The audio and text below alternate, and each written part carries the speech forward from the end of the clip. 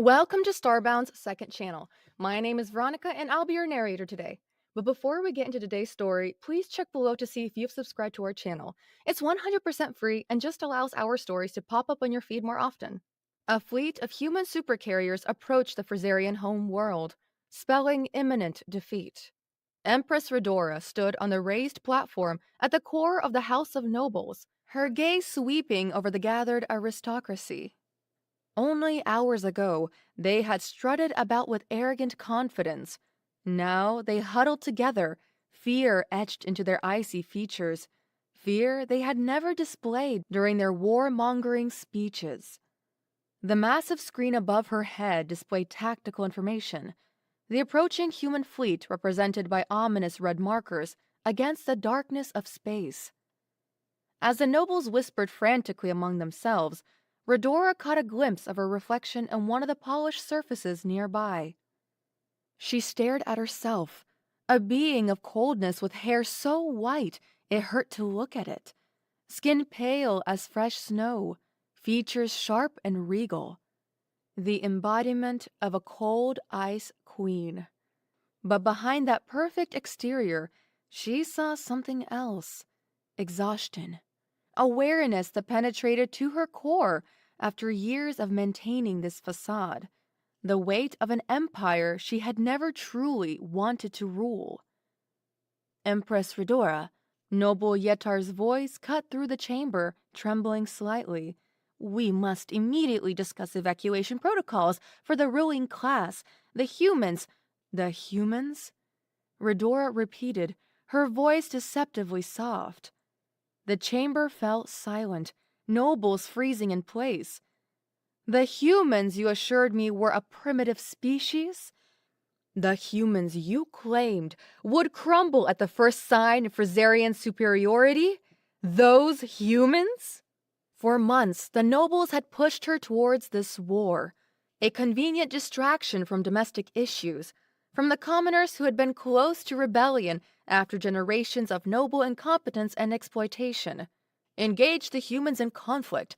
Our internal problems will solve themselves, they had promised. The citizens will unite behind their empress against this new threat. Something broke inside her. For the first time since her coronation as a full youngster, Redora felt the icy control she had maintained for so long crack and shatter. How fascinating, she continued, her voice gaining volume, that the nobles of House Lozen suddenly appear concerned. Weren't you the ones who dismissed my questions about human military capabilities? Who laughed when I suggested more reconnaissance? Noble Lozen stepped forward, his pale face twitching with indignation. Your Majesty, this is hardly the time for— For what? Redora cut him off. For truth? For acknowledging your catastrophic miscalculation? For remembering how you manipulated me into this war while promising it would solve all our internal problems? The nobles stared at her in shock. She had never spoken to them this way before. Your Majesty, another noble began, your tone is most inappropriate given the— Inappropriate? Redora screamed, her voice echoing through the vast chamber. The word hung in the air, a shocking breach of royal protocol. You dare speak to me of appropriateness while our world faces annihilation? She stepped forward, the hem of her silver gown sweeping across the platform. For once in my life, I will be my true self. I have nothing left to lose with humanity's fleet approaching. She turned to noble Yetter, her eyes narrowing. Your house embezzled military funds for 3 generations, leaving our orbital defenses outdated and undermanned. Yet you vacationed on the pleasure moons while claiming your budget constraints. Before Yetar could respond, she pivoted to Lozen. And you convinced the council to reject the human peace proposal 6 months ago, claiming it was beneath Frizerian dignity to negotiate. Was it beneath your dignity Or did your weapons manufacturing interests require conflict? One by one, she exposed their hypocrisy, their schemes, their petty rivalries that had culminated in this moment. Decades of frustration poured out of her in a torrent of accusations, mockery, and unvarnished truth. When Noble Lozen attempted to interrupt, his face contorted with outrage, Redora abandoned all pretense of decorum. "Silence, you pathetic frost worms!" she hissed, using the most offensive Fraserian insult reserved for the lowest criminals. "Your bloodline is as thin as your courage and as corrupt as your ethics. You would sacrifice every commoner on this planet before risking a single hair on your parasitic offspring." Gasps echoed through the chamber. No Empress had ever spoken such words to the noble houses. In stunned silence that followed, Redora looked around at their horrified faces, at their disbelief that she would dare speak to them this way. For a brief moment, a strange calm washed over her. Perhaps their species deserved extinction. At least then she would be relieved of all her burdens. The thought brought a fleeting sense of peace. It didn't last long. This is treason!" Noble Yetter finally sputtered, his composure shattered. "Treason?" Redora laughed bitterly. "Against whom?" "You dishonor your position," another noble called out. "In our darkest hour, you turn against your own kind." The accusations mounted, exactly as she had expected. Disrespect, abandonment, treason against the Fraserian people.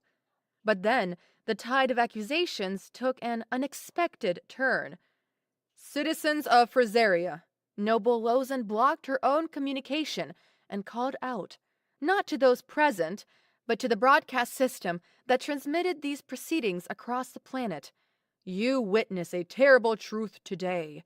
Your Empress had led us to destruction." Redora froze, unable to believe what she was hearing. "It was Her Majesty who insisted on provoking the humans." Noble Yetter joined in smoothly. "We counseled restraint, but she was determined to prove Fraserian superiority." One by one, the nobles joined this coordinated assault, rewriting history before her eyes. Private conversations where they had pressured her into war were now portrayed in reverse. In their telling, she became the warmonger, they the voices of reason she had ignored. This will never work, Redora thought. The citizens knew better. They had sensed the nobles beating the drums of war for months. But as the massive screens around the chamber began displaying citizens' reactions from across the planet, her confidence crumbled. Somehow, their strategy was working. From the most remote rural settlements to the densely populated urban centers, Fraserians were calling for her removal. "The Empress has betrayed us! She brought the humans to our doorstep! Remove her before she destroys us all!" The realization struck Redora like a physical blow. The nobles had been preparing for this moment, laying the groundwork to make her the scapegoat if their gamble failed. And the citizens, desperate for someone to blame, were accepting this obvious lie. As the world figuratively crumbled around her, it began to literally shake as well. Distant explosions, the first human strikes reaching the planet's surface, rattled the windows of the noble house. "We must act decisively," Noble Lozen announced, his voice steady now that he had seized control. "By the ancient laws of Fraseria, when an empress endangers our people, she may be removed."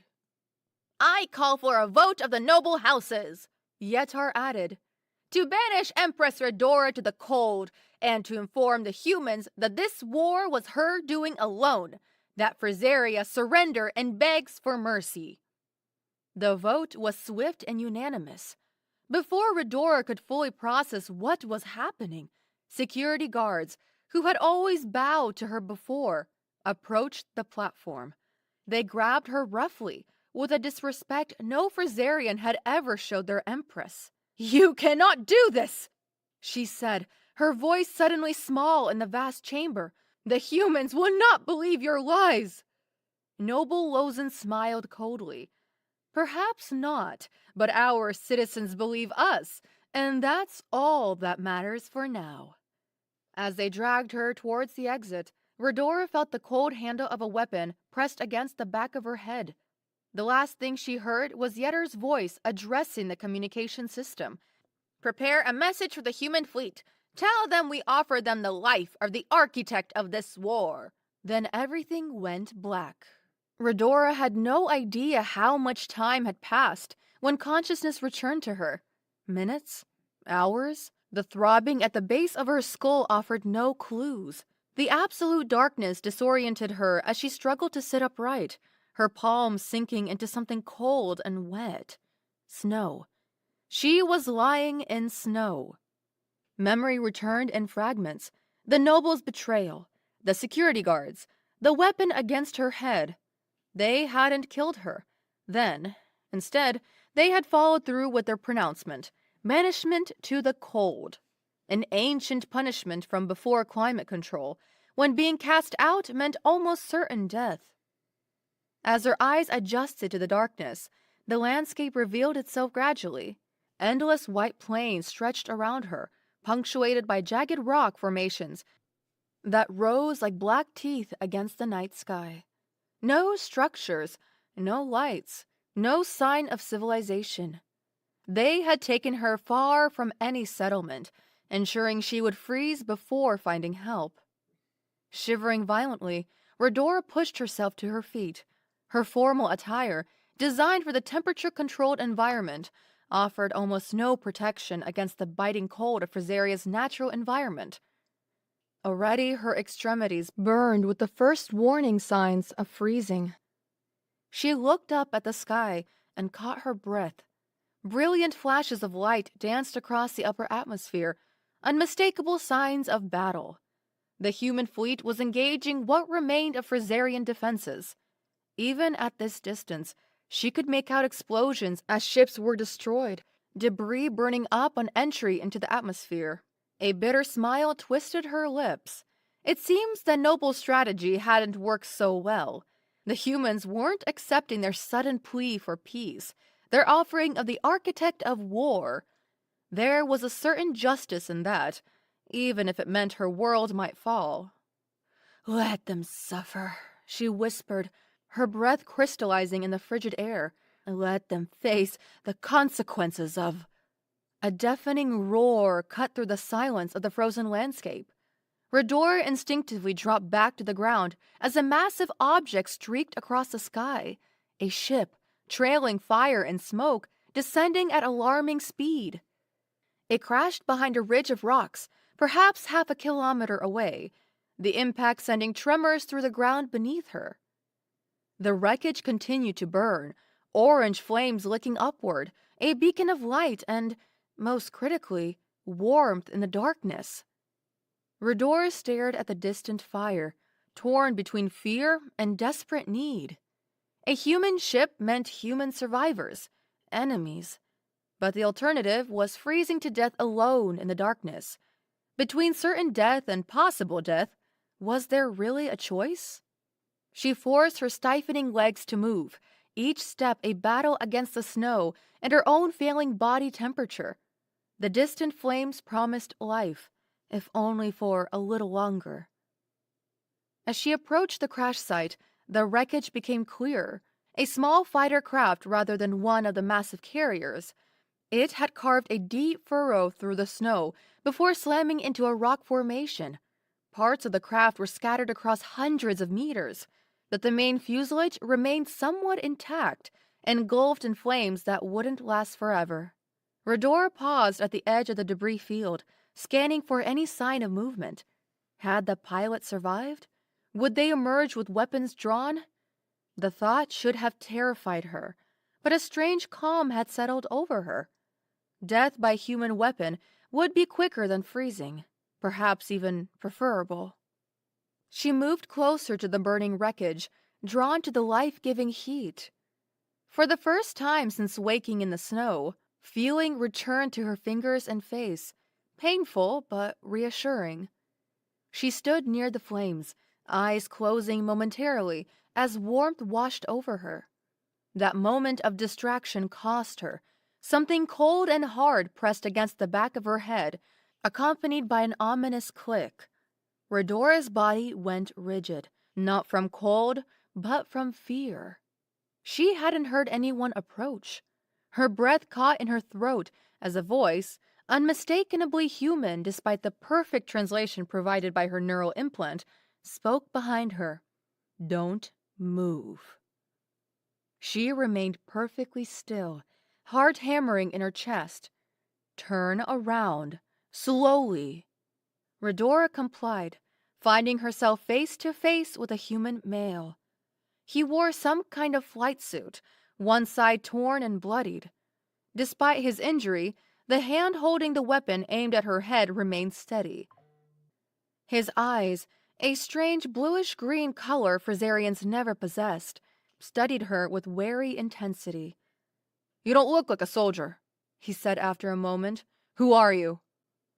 Perhaps it was the absurdity of the situation, or perhaps the lingering effects of her head injury, but Redora felt a hysterical laugh bubble up inside her. Was Empress Redora of Frizaria," she said, the words strangely liberating. After a lifetime of carefully measured speech, the simple truth felt almost rebellious. To her surprise, the human laughed, not nervously, but genuinely amused. "Right, and I'm Admiral Michael Jensen of the United Earth Fleet," he said, shaking his head. "If you're going to lie, at least make it believable. The Empress wouldn't be wandering alone in the middle of nowhere during a planetary assault." "And yet here I am," Redora replied flatly, "betrayed by my nobles, banished to the cold, waiting for death. If you're gonna shoot me, I only ask that you make it quick. The warmth of your ship feels so good. Not a bad way to die, all things considering." The human, Michael, if that was indeed his name, studied her face for a long moment. "Fuck," he muttered.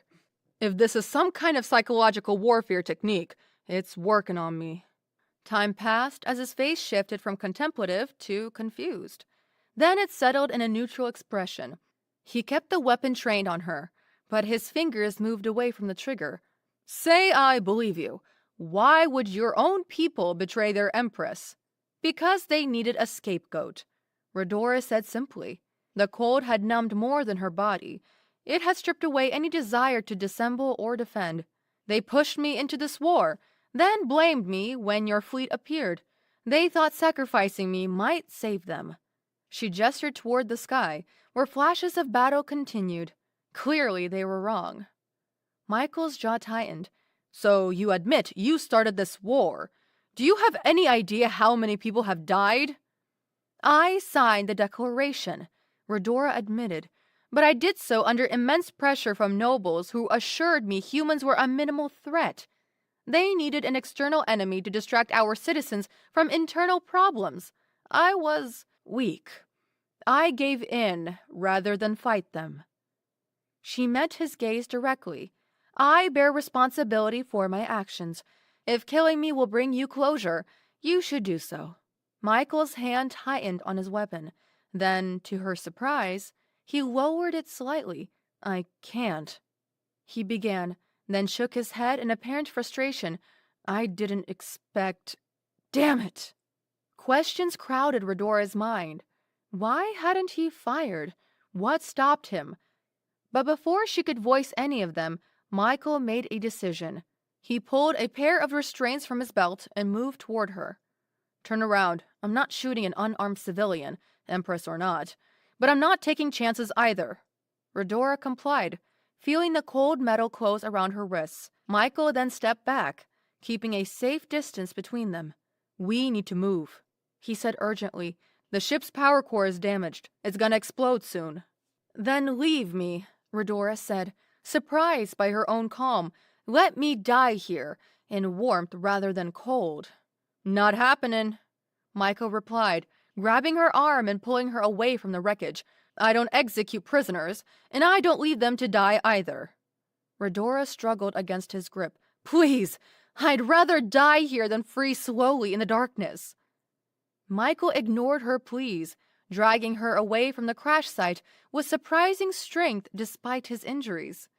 They had barely reached a safe distance when the ship's power core detonated, the explosion briefly turning night to day, the shock wave knocking them both off their feet. As the echoes of the explosion faded, leaving them once again in near darkness, Michael helped Redora to her feet. The temporary warmth of the explosion dissipated quickly, leaving them exposed to the merciless cold. "We need to find shelter and high ground," Michael said, surveying the landscape. "My emergency beacon activated when I ejected, but the signal won't reach orbit unless I climb this stupid mountain." "There's nothing out here," Redora said, teeth chattering. "That's the point of banishment to the cold. No shelter, no hope." Michael pointed to a distant rise. "I need to get to that ridge. Direct eyesight to the main fleet. The signal might reach from there." "You don't understand," Redora insisted. "The temperature drops further at night. Without shelter, we'll both be dead before dawn." Michael ignored her warning, setting off towards the ridge and pulling her along with him. His single-minded focus on reaching higher ground struck Redora as foolish. This was her world, her climate. She knew its dangers better than he ever could. "If you'd used the communication equipment in your ship before it exploded, you might have reached your people," she pointed out, struggling to keep pace with him through the deep snow. "I was a bit distracted by finding an alien Empress warming herself by my burning ship," Michael retorted. "Thanks for that." They trudged onward in tense silence. The cold intensified with each passing minute, the wind picking up and driving ice crystals against any exposed skin. Michael's determined pace gradually slowed as reality set in. His human physiology, even with his protective flight suit, wasn't adapted to Frizeria's extreme climate. "We need to keep moving," he managed through chattering teeth. Redora watched him with growing concern. Despite being enemies, despite him being her captor, she found herself strangely unwilling to see him die. Perhaps because he had shown her mercy when he could have killed her, or perhaps simply because he was the only one who could uncuff her. "You're too cold to proceed," she said. "We both are. We need to find shelter now, or neither of us will survive until dawn." For the first time, Michael seemed to truly listen to her. He stopped, looking around at the barren landscape with a newfound understanding of their predicament. "What kind of shelter?" he asked, his voice weaker than before. Redora scanned their surroundings, desperate for any option. The rock formations they had passed offered no protection from the wind. The distant ridge Michael had been heading toward seemed impossibly far now. Then, in the faint light of Frizeria's 2 moons, she spotted a dark shadow along a nearby cliff face, a possible cave entrance, nearly obscured by snow. "There," she said, nodding toward it. "My ancestors survived in caves like that before civilization. It's our only chance." Michael hesitated, clearly torn between his mission to reach high ground and the reality of their deteriorating condition. "The radio can wait," Redora urged. "You can't contact anyone if you're dead."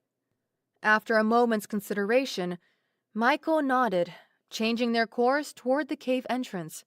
As they drew closer, Redora felt a surge of hope. It was indeed a cave, not large, but deep enough to provide shelter from the wind and preserve what little body heat they had left. "How did you know to look for this?" Michael asked as they stumbled into the relative protection of the cave. "We learned survival skills early," Redora replied. "Before climate control, our people lived and died by the knowledge of the cold." Michael used a small light from his flight suit to illuminate the cave interior. Ice crystals covered the walls, gleaming like thousands of tiny mirrors. Despite being sheltered from the wind, the temperature inside remained well below freezing. He guided Redora to a spot against the back wall, positioning her a safe distance away from himself.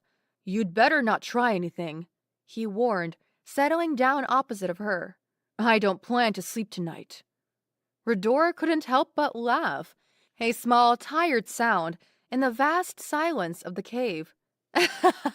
"Is this some weird alien flirting technique?" she asked. Michael's eyes widened in surprise before he realized she was mocking him. "Very funny," he muttered. "I just mean I can't trust the queen who caused so many deaths, no matter if she wants to end her life or not." The accusation stung more than Redora expected. Even this alien, this enemy, believed the narrative that she alone was only responsible for the war. "You too, then," she said bitterly. "Even you believe I'm the sole villain of this war." Perhaps it was the cold, or exhaustion, or the simple fact that she truly had nothing left to lose. But Redora found herself speaking again, words pouring out before she could stop them. "Let me tell you a story, human. Let me tell you how an empress falls."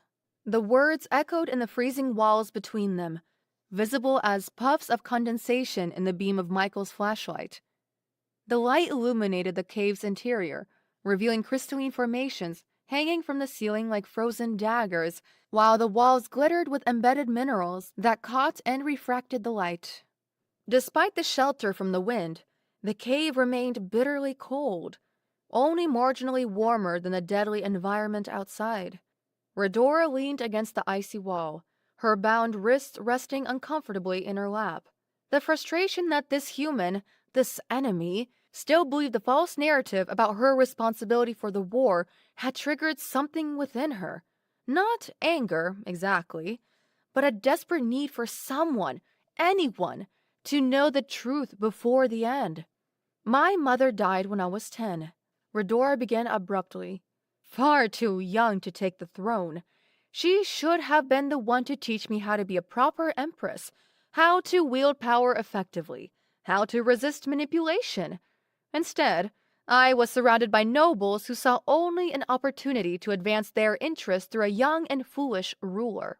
Michael remained silent, his expression unreadable in the harsh light. "For years, I was just a piece in their games," she continued. "A figurehead who signed what they placed before me, who appeared at ceremonies they arranged, who spoke words they had written. I told myself I was learning, gaining experience, bidding my time until I could truly rule." She laughed hollowly. "But that day never came.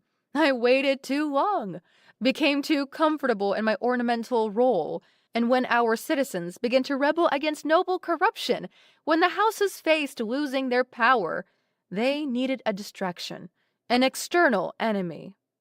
"Us," Michael supplied. Redora nodded. "Your species was perfect, newly discovered, largely unknown to our people, expanding rapidly through this sector. The nobles convinced me that a show for Zarian strength would both intimidate humans into respecting our territory and unifying our citizens against a common threat." She shifted position, wincing as the cold stone pressed against her back. "I wasn't strong enough to resist their persuasion. I signed the declaration of war, believing their intelligence reports that humans would quickly back down and our problems would be solved. Perhaps I never grew up, and I'm still the little girl who is hopeless to know how the world works." Michael stared at her for a long moment. His flashlight beam caught the crystalline structures of her white hair, creating a momentarily halo effect that vanished as he shifted position. "I didn't know," he finally said, his voice softer than before. Those 3 simple words lingered in the air between them. Not forgiveness, not absolution, but acknowledgement. The first she had received from anyone. "Our intelligence suggests your Empress was a ruthless expansionist," Michael continued. "We intercepted communications that painted you as a driving force behind the aggression." "I just read what they told me to," Redora said, her voice laced with bitterness. The nobles control all external channels. Mother would have known what to do. They fell into silence. Outside, the wind howled across the frozen landscape, a mournful sound that seemed to emphasize their isolation. What was Earth like before all this? Rhodora asked suddenly, surprising herself with the question. Michael looked up, equally surprised. You want to know about Earth? If I'm going to die in this cave, I'd like to know something about the world I threatened. Michael hesitated, then nodded slowly. Fair enough. He leaned back against the wall, his breath visible in the cold air. Earth is different from here. We have deserts hotter than anything on your world, oceans covering most of our planet, forests, mountains, grasslands. Before the war evacuated the big cities, it was overcrowded, polluted in places, but beautiful too. As the frigid night wore on, they continued to talk. Michael described growing up in a coastal city called San Francisco, with its famous bridge and fog-shrouded mornings. Rhodora spoke of Frizerian festivals celebrating the brief summer thaw, when flowers bloomed for just days before the returning frost. They exchanged stories of their respective cultures, Earth's thousands of languages and traditions, Frizeria's ancient ice-carving ceremonies and thermal springs. With each passing hour, Michael's wariness seemed to thaw slightly, his responses becoming less guarded. Rhodora, for her part, found herself speaking more freely than she ever had.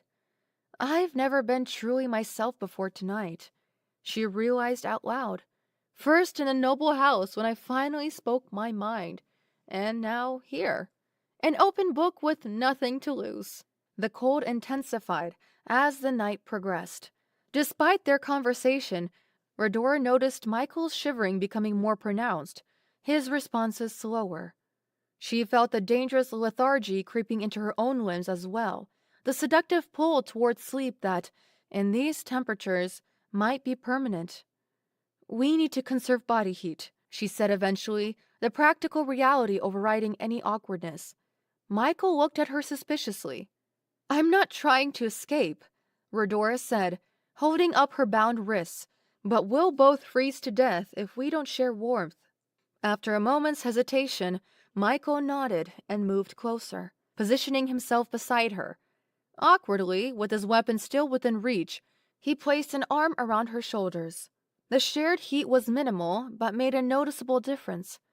As they huddled together, their conversation continued in hushed tones, now punctuated by longer silences as exhaustion took its toll. Why did you join your military?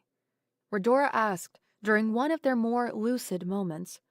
Michael was quiet for so long, she thought he might not answer. My father was a pilot, he finally said. I wanted to follow in his footsteps.